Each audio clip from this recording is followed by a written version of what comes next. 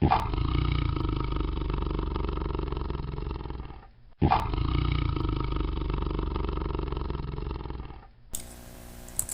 c'est Trado. Voilà mon commentaire de mise à jour sur Natixis.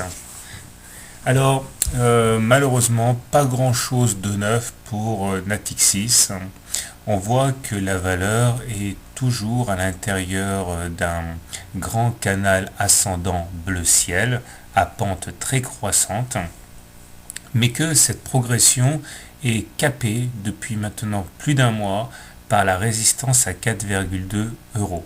Ça fait 5 fois qu'on se cogne la tête contre cette résistance et il y a fort à parier pour que ce niveau soit un élément déterminant pour pas mal de traders. En effet, comme je l'ai déjà signalé, ce niveau n'est pas fortuit puisqu'il correspond au retracement de 50% de la grande baisse qui a commencé en mai 2008.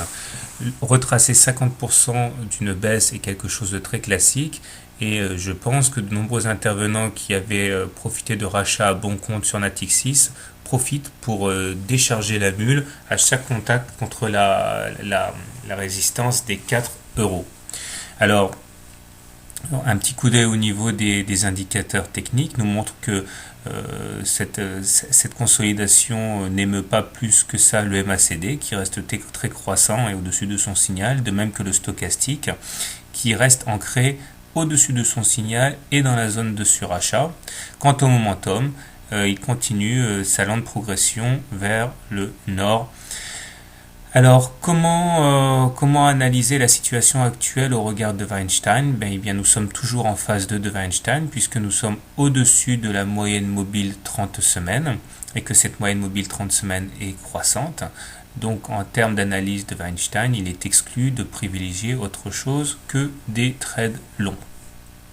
Maintenant, deux solutions. Si on veut, au regard de critères fondamentaux, trader à la baisse Natixis, alors je pense que ce qui est le plus intéressant à faire, parce que ça a un ratio gain-risque très intéressant, c'est de shorter sur les niveaux actuels, avec pour espoir un ralliement de la M20, ou éventuellement un pullback sur le support des 2 euros.